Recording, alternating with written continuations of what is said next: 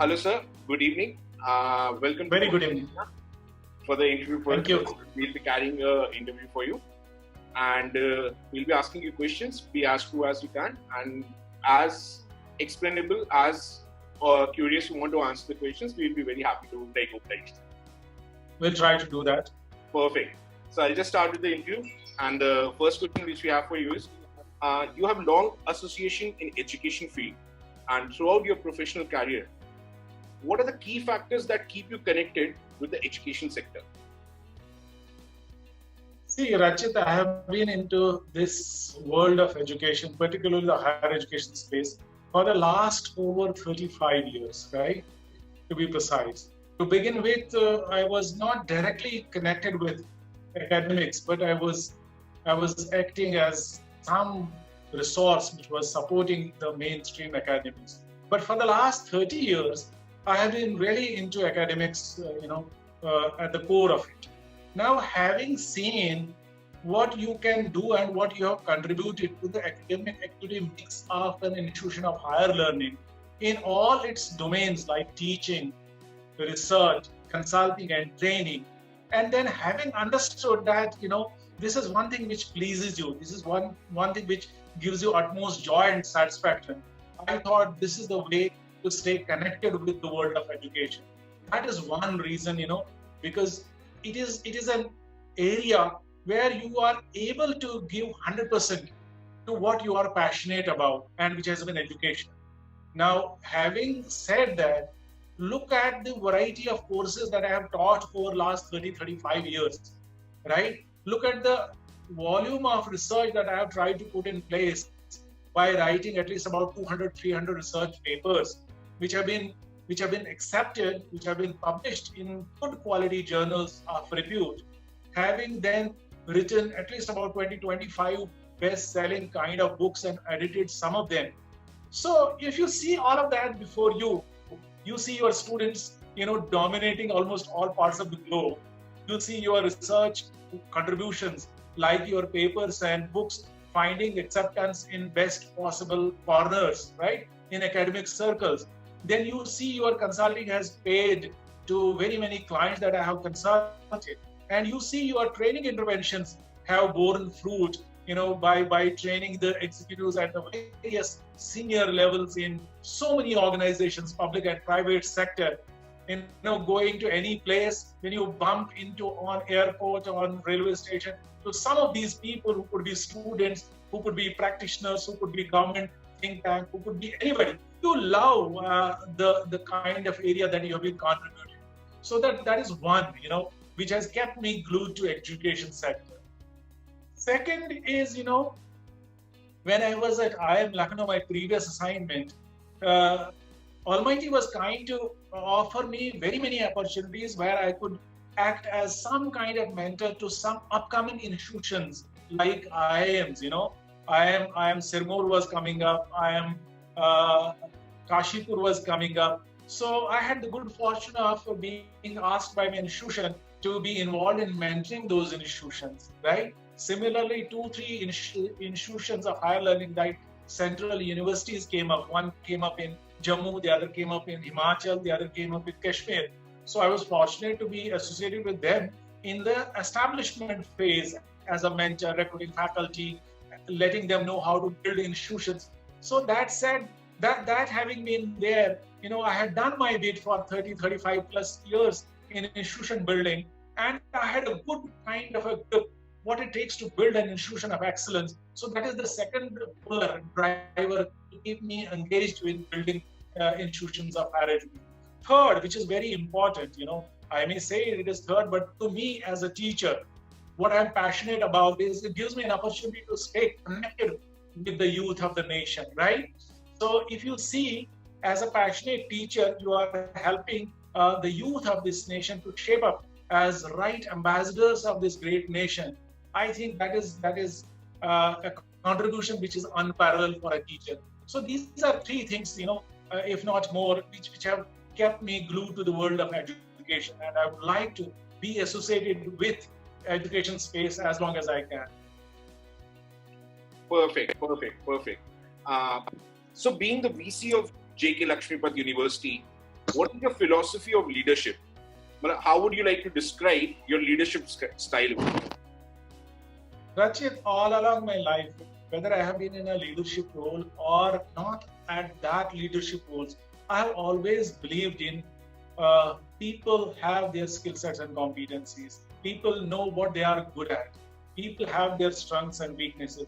So what I have tried to understand is apply my knowledge, skill, mind, and whatever acumen I have to identify that potential in my people.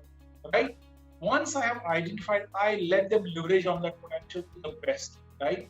That is what I have believed has helped me to say the leadership style when you talk about is my leading from the front, right? So I have had this style, put in place in very many institutions. When I got to the assignment of dean at IIM Lucknow, I had to be looking after planning and administration. So I had understood the pulse of people in my own frame. So let them do what they are good at and gave them all kind of facilities. To them, I told, I'm just your facility. Come out with any idea. I'll be the first next to none to take it forward. Similarly, when it came to leading another institution of excellence in Delhi, people call it Lal Bahadur Shastri Institute of Management. I was there for 3-4 years, directly and indirectly. I stay engaged with them in one way or the other. So there, I tried to see, because the teachers there were only predominantly operating in teaching mode. I said, that's not the way an institution of excellence can be built, because an institution of academic excellence can be built if it contributes to the knowledge cycle, which is knowledge generation through research, knowledge dissemination through teaching, and knowledge application through various consulting and training development interventions. So at that institution, at that time, I took over as the director of the institute. Apart from teaching, there wasn't much, impetus to the other activity mix of the institute. So I had to lead from the front. I said, see, if I can do it properly, you can also do it. Despite my responsibilities in other areas, like building the institution or administration on so many other areas. So it was just to let them know that if despite these kinds of roles and responsibilities, I can find time to contribute a bit in research, in consulting, in training. So when they got that, and there was no looking back for them. So leading from the front is what I have believed, and leading by example is what others say. I have tried to, have that policy, which has given me an interesting, frame to work with people, right? Because the more you trust on people, the more they will come out with their best. The more you have confidence in your people, their support and cooperation and involvement and engagement oozes, because they know here is a person whom we can go to as our leader, as our mentor, as our guide, and then they contribute their best. And this is what I have followed all my life, and whether I am a Vice-Chancellor now or I have been in any role, giving them the opportunity to contribute the best, leading by example. Perfect. Such a great life, sir. Such a great motto also. So how does the curriculum of JKLU ensure the best practice for the industry? See, Rachit, curriculum wherever and whenever is designed and delivered by a mix of academics and industry, is sure to give you an industry-ready curriculum. So to make sure that we do it in letter and spirit, our faculty body, the core faculty from which it starts, right, is also a mix of hardcore academics and hardcore professional practitioners, right? So the course curriculum design, the basic structure, basic elements of the course curriculum start getting formed up by this kind of a faculty body, which has a good mix of academics and industry. Now that is first step. Then we have boards of studies all across the university in all my institutions. Now the board of studies has academics, has industry practitioners. So when this course curriculum is put to those boards, they would look at it in terms of how is it relevant, how is it contemporary to what the industry of today and tomorrow is looking for from the graduates which will come out from this university. Now, not only at the Board of Studies, then we have another senior level body, which is Academic Council. And our Chancellor, who is a seasoned industrial tycoon of the country, the CMD of JK organization, 125-year organization. So his suggestion to me on this has been, in particular, Dr. Saab, I want Academic Council to be consisting of 50% academics and 50% practitioners. So if you have that thought, well, coming to us from the top, then it will happen that your curriculum will be contemporary, your curriculum will be industry ready. It doesn't stop there. We have over and above these bodies put up in place a very stellar, academic advisory board. The board consists of only 5-6 people, but they represent who's who in academics and who's who in industry. They are from all parts of respected places of the globe. We have people from US, we have people from UK, we have people from India, of course, we have people from industry in India, academics in India. So that board oversees the curriculum. Not only the curriculum, oversees its design, the integration part. It also sees the delivery. Now, once we have this very much in place, I'm sure the curriculum will be contemporary and industry ready. Not only the curriculum, but its delivery.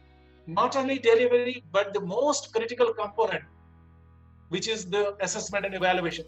All of this is overseen in bits and pieces by industry and academic leadership. So we say it's quite contemporary and industry ready. Great.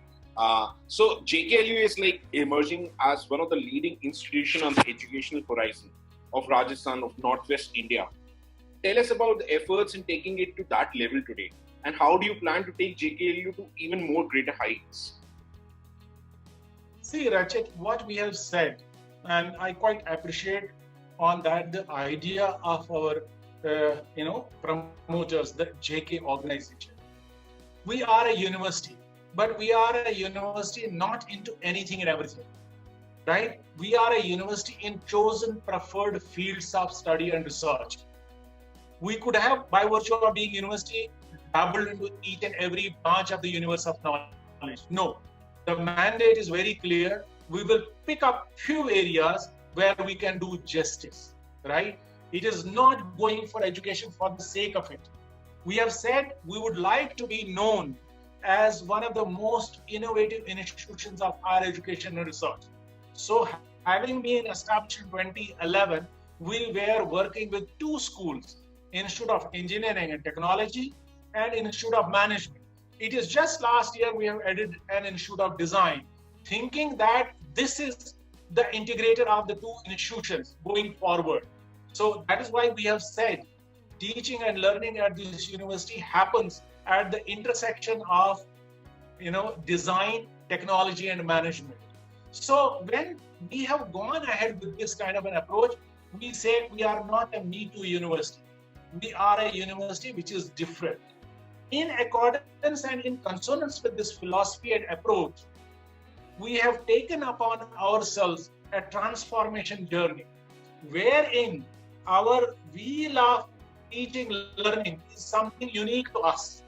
What is that wheel of learning? And this is one of our innovative ways of addressing the teaching learning processes, systems, procedures of the country. That wheel of learning talks about 3-4 things. A student has come to this university for engineering, so be it. He has come to us for management, so be it. He has come to us for design, so be it.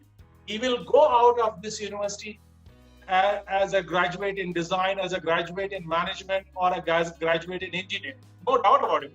He has come to us for that. But we don't believe just by teaching him all possible courses of engineering to an engineering student, let it be in mechanical, he is a complete integrated human being. The university is churning out for the society and the nation at large. Yes, there is not to be any compromise on the domain that he has come to study with us, but just not the domain is enough to make him a complete human being, which is of relevance to the society, relevance to the nation at large. So without any compromise on that domain, we want him to have as much depth in that, but it has to be, with an exposure to as many areas as possible. The second component that we are talking about is we have given educate, focus, thrust, and impetus on bringing in the concept of flexibility and interdisciplinariness, right? So we will teach an engineering student, for instance, courses from design, courses from management, right? Coursing from liberal studies. So is true with a student in management, taking some courses in data sciences, taking some courses in design thinking, and vice versa. So we have built in this kind of a mechanism. Third, we want to make sure when we teach our students, it is not just confined to the classroom discussion of theoretical concepts, which are very essential, which are very important, but at the same time, give them opportunity right from day one to see how these concepts are applied, are applicable in the real life situation. So we will give him enough opportunity to understand by what we call as learning by doing, or experiential learning, or project-based learning. So whatever he understands, whatever he learns, is learned with an application frame of mind. The fourth thing that we have tried to do is we have established a Center of Communication and Critical Thinking. We call it CCC. Now, it over a period of time has evolved 6 courses. I don't think any other place in the country or other places has done that, which is unique. So we want to make sure that our student is equipped with more sought after skill sets and competencies like communication, critical thinking, problem solving, decision making, working in teams, leadership, negotiation, whether he is an engineering student, whether he is a management student or a design student, because these are the skill sets which the industry needs. So we have kept a layer of these personality development components. Now we give them exposure through various workshops and seminars, on perspective building. So they should know something on environment, they should know something on sustainability, they should know something on compassion. You'll be surprised to know I teach a course on C learning, which is social, emotional, and ethical learning. And the focus there is mindfulness, ethics, compassion. So these are the kinds of things we have tried to put in place and make sure that these courses are not taught to a student in one go. They are taught to him term after term, semester after semester, as long as the student is with the university for a 4-year program in engineering, 3-year program in BCom, BBA, or B Design, or a 2-year MBA program. So, which is unlike in many other institutions. They think I was teaching at IIM Lucknow a subject like communication. So we thought you teach communication course in term 1 and be done with it. He has learned everything for all his life, which is not true. So that is what we are trying to do with this transformation measure. Now the second thing is, we know we may do a whole lot of things on the curriculum, we may do a whole lot of things on the pedagogy, we may do a whole lot, but it is actually the drivers, the faculty. So we do everything possible to attract the best of the best faculty. We do everything possible to retain, groom those kinds of faculty members who are passionate about this world. And that is because that is another pillar. If you don't have the kind of people who understand the challenging times, who understand the new world of teaching and learning process, it will be going for a toss. So that is another area that we have tried to see. We have tried to understand from the best practices that are available, that are put in place by the best of the best benchmarked institutions globally.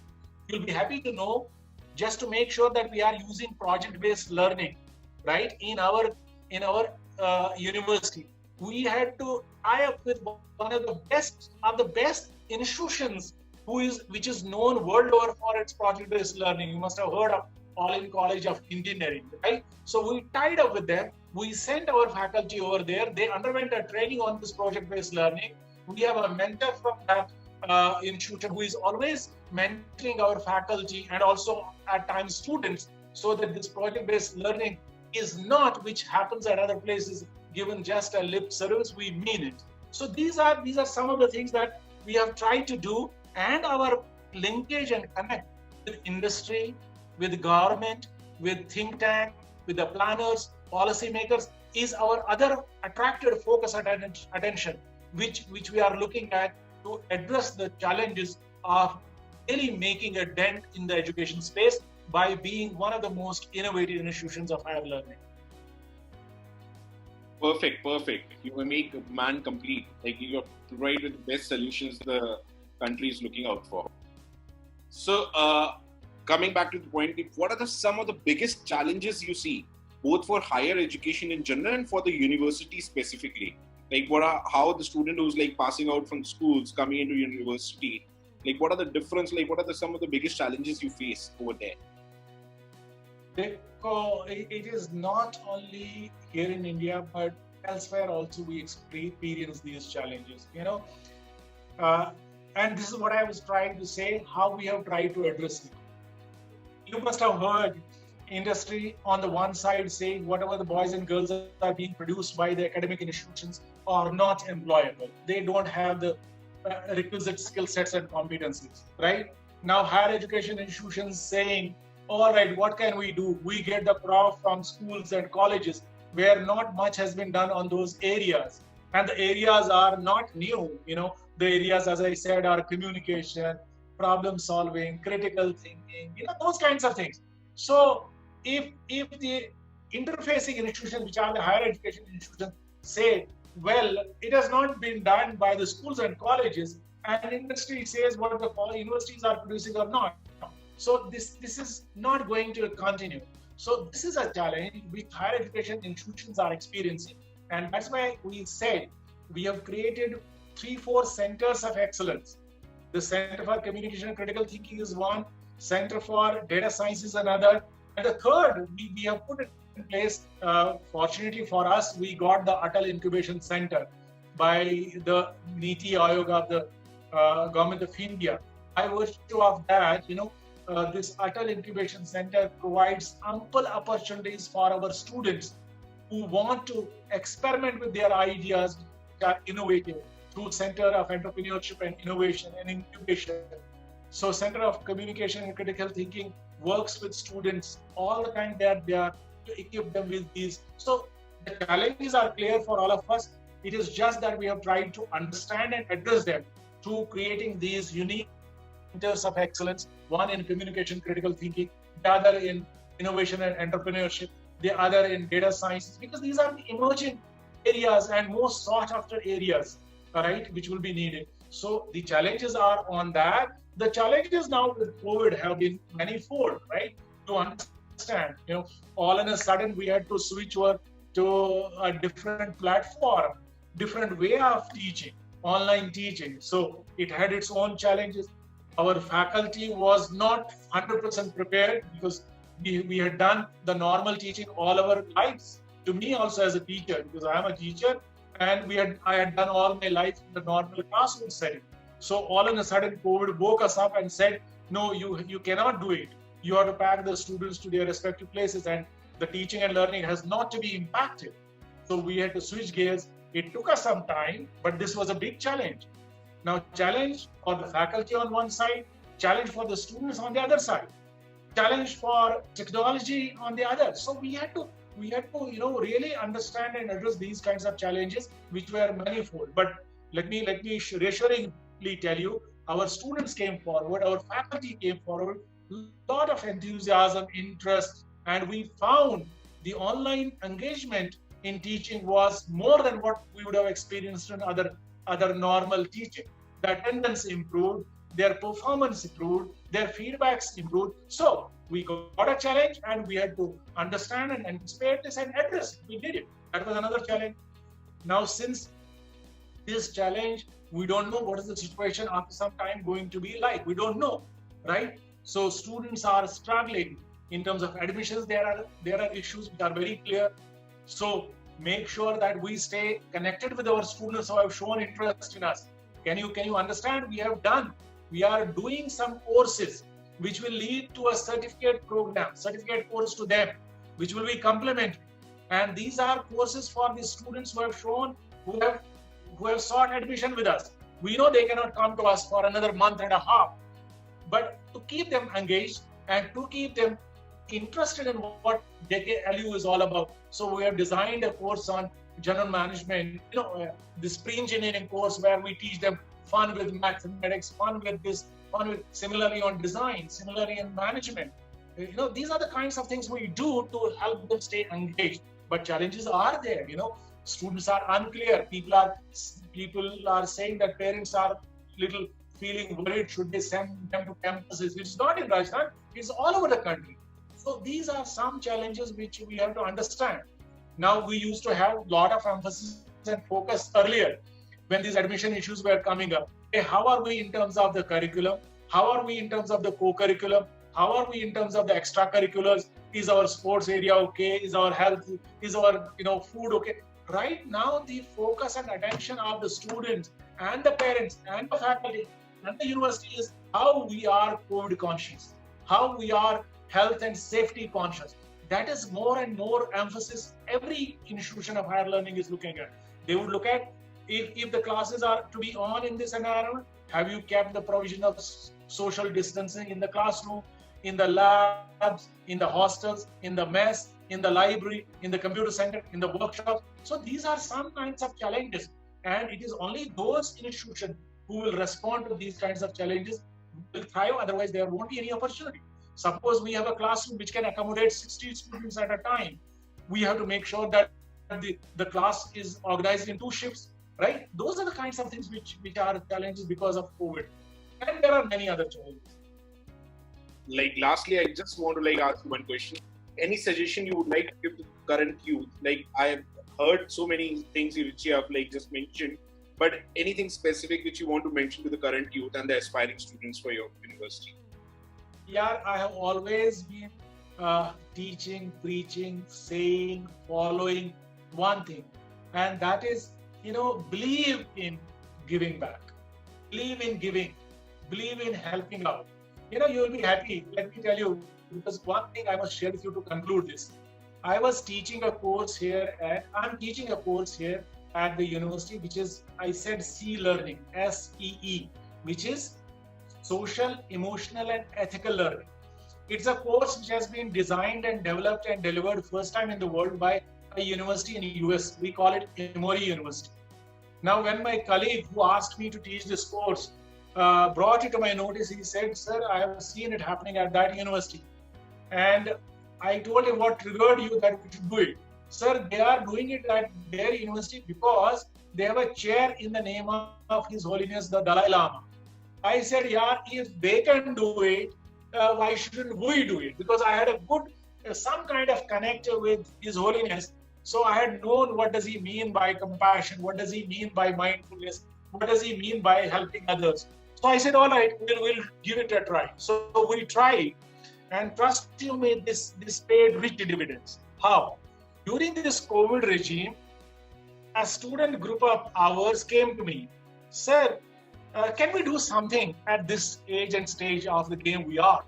I said, "What can we do? We are all in lockdown. What can we do? What can you do? What can I suggest to you?" Sir, they came out after doing their due diligence and research. They came out with an idea that, sir, these elderly need our help of some kind or the other. Because everybody is taken care of by various bodies, government, non-government, NGOs and whatnot. But we haven't seen much being done for the elderly. And we have seen an organization in the country which is doing a lot, not only in COVID and COVID-like times, but otherwise for elderly. And the name is Elder Care, which is an official organ of another leading name in the country, Samarth. So we have reached out to them. We find that they are doing a great job. So why can't we do, as the student community of this university, to reach out to people in Jaipur who are elderly and need some kind of help? And I said, what kind of help? You can't provide everything that they need. No, sir, we know what government is doing. We want to do something which can add, supplement and complement to government mechanism for them. I said, what could that be? My colleague, my Vice-Chancellor asked, what could that be? So then we zeroed in on 3 things. It could be somebody in need of some help in food, on medicine, or some talking over counseling, because these elderly need that kind of treatment. They want somebody to talk to. I said, that's fine. So how do we go about it? We went and met the local administration, right? The collector, he was very nice, not to begin with, but he was very nice when he understood what we are looking at. He said, all right, we will join hands. And trust you me, that experience was mind-boggling.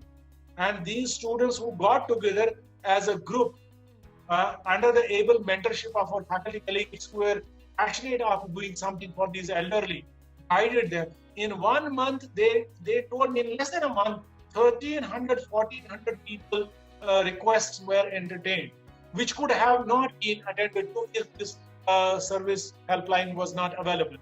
So in that process, why I'm saying what I'm saying, the group of students who had volunteered, why had they volunteered, in my opinion, was because their joinings to various organizations were delayed because of this COVID, or their internships were delayed because of COVID, or there was some issues related to it. Now, after a while, when these lockdowns became a little easy and the openings started, they asked them to come for duty. And we felt, yeah, now these boys and girls will go. Who will continue on this? So one fine evening, the faculty mentor with that group told that group, all right, so you have to go to your job, to your works. You won't be available for this kind of a thing. They said, no, sir, the joy, the satisfaction, the pleasure, the happiness, this service rendering has given to us, I don't think there is any substitute to it.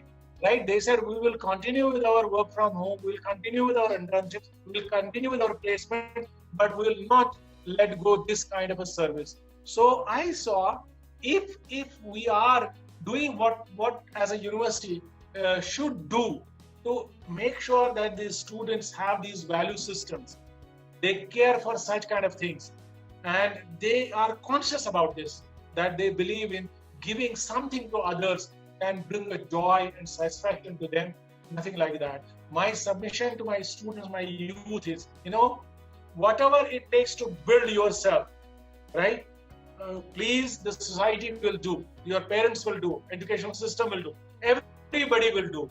But it is time for you to understand that and to the system, pay back to the society, believe in giving others as much as you can, because richness and happiness and satisfaction is what everybody is looking at the end of it.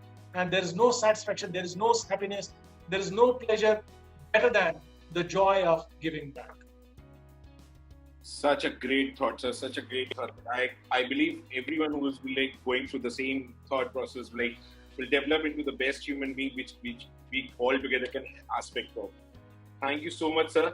Thank you for your lovely thoughts, your guidance. I am highly obliged to take the interview of such an esteemed person. Thank you so much for your time, and we'll connect soon. We'll have a chat over when the COVID is out. We'll definitely come down to JKLU. We'll have a coffee together. We'll talk it out, because I totally agree to the points which you have just mentioned, how lovely it is to develop yourself in this time of pandemic. And when you come out as a stronger human being, then the things will automatically come and fall into places for what thoughts you are having. Education is one thing, mannerism is one thing. Both, if a person is having both the parts of the life, then eventually he will be the person who other people will be looking up to. Thank you so much for your time, sir. Thank you.